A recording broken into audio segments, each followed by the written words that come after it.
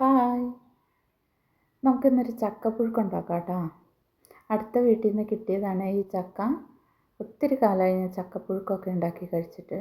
അപ്പോൾ ചക്കയൊക്കെ അടത്തി അതിനെ ചുളയൊക്കെ ആക്കി എടുക്കുക എന്ന് പറയുന്നത് എനിക്ക് ഇത്തിരി ബുദ്ധിമുട്ടാണ്. എന്നാലും ഞാനത് അടർത്തി ചക്കപ്പുഴുക്ക് ഉണ്ടാക്കാൻ പോകണം.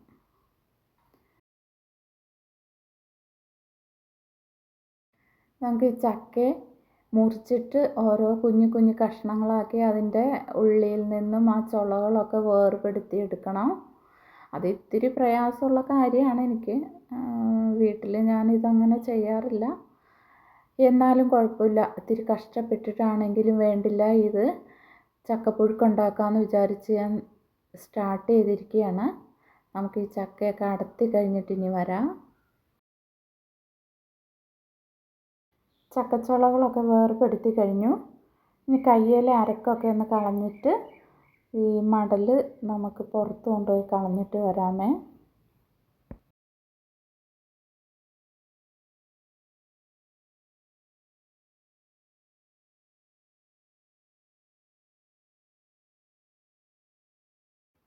അങ്ങനെ മടലൊക്കെ ഞാൻ പുറത്ത് കൊണ്ടുപോയി കളഞ്ഞേച്ച് തിരിച്ചു വന്നു കേട്ടോ.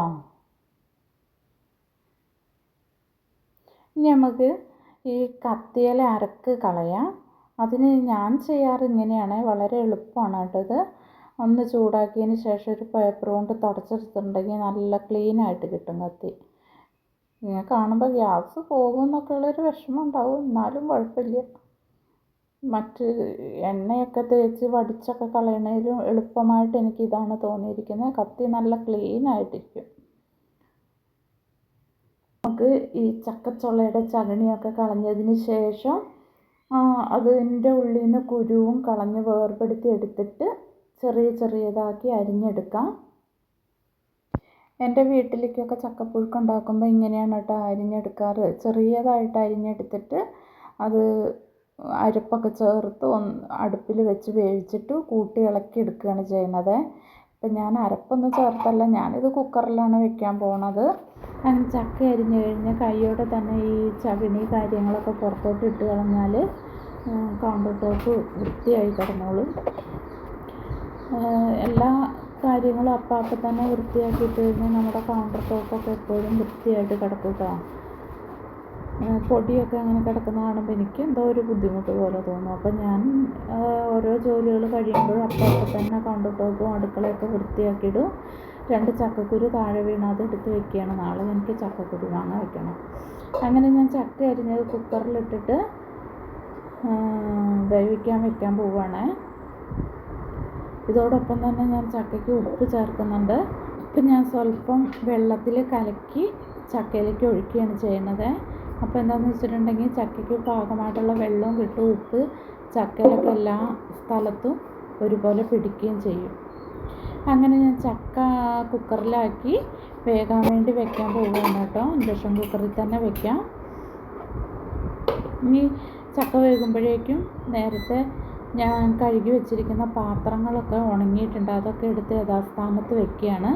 അതിനുശേഷം നമ്മളിപ്പോൾ യൂസ് ചെയ്തിരിക്കുന്ന പാത്രം കൂടി കഴുകി ഉണങ്ങാൻ വേണ്ടി വെക്കാം. ഇപ്പോൾ എന്താണെന്ന് വെച്ചിട്ടുണ്ടെങ്കിൽ ഒരു പാത്രം ഒന്നും കഴുകാൻ വേണ്ടി അടുക്കളയിൽ കൂടിക്കെടുക്കില്ല. അടുക്കളയൊക്കെ കാണാൻ എപ്പോഴും നല്ല വൃത്തിയായിട്ട് തന്നെ ഇരിക്കും. അതൊക്കെ കാണുമ്പോൾ നമുക്ക് തന്നെ അടുക്കളയിലേക്ക് കയറുമ്പോൾ ഒരു മനസ്സുഖമാണ്. അങ്ങനെ ചക്ക വെന്തു. ഇത് നമ്മൾ ഒരു പാത്രത്തിലേക്ക് ഞാൻ പകർത്തി വെക്കുകയാണ്. എന്നിട്ട് ഇതിലേക്ക് ആവശ്യമായിട്ടുള്ള അരപ്പ് ചേർക്കണം. അതിനായിട്ട് ഞാൻ ഉപയോഗിക്കുന്നത് കുറച്ച് തേങ്ങ എടുക്കും, ചെറിയ ഉള്ളി, കുരുമുളക് പൊടി, ഒരു നുള്ള് എന്ന് പറയാം, ജീരകം, വെളുത്തുള്ളി, മഞ്ഞൾപ്പൊടി, പച്ചമുളക്, ഇത്രയും സാധനങ്ങൾ കൂട്ടിയിട്ട് ഒന്ന് ഒതുക്കിയെടുക്കും. എന്നിട്ട് ഈ ചക്കയിലേക്ക് ഒന്ന് കൂട്ടി വെച്ചിട്ട് ശരിക്കും ആവി ഒന്ന് കയറി വരുമ്പോൾ നമുക്കിത് കൂട്ടി ഇളക്കി ഉടച്ച് എടുത്ത് വയ്ക്കാം. അപ്പോൾ ചക്കപ്പുഴുക്ക് റെഡിയായി. ഇനി ഞാൻ ചക്കപ്പുഴുക്കിലേക്ക് സൈഡായിട്ട് ചെയ്യുന്നത് ഒരു മാങ്ങ ചമ്മന്തിയാണ് കേട്ടോ. മാങ്ങ ചമ്മന്തി ചക്കപ്പുഴുക്ക് നല്ല ടേസ്റ്റാണ്. അങ്ങനെ ചക്കപ്പുഴുക്ക് റെഡിയായി, മാങ്ങ ചമ്മന്തി, ഉച്ചക്കത്തേക്കിനുള്ള ഫുഡൊക്കെ റെഡിയായി. ഞാനും മക്കളും കൂടി ചോറിനോട് കൂടെ ചക്കപ്പുഴുക്കും കൂട്ടി കഴിക്കാൻ വേണ്ടി പോവുകയാണ്.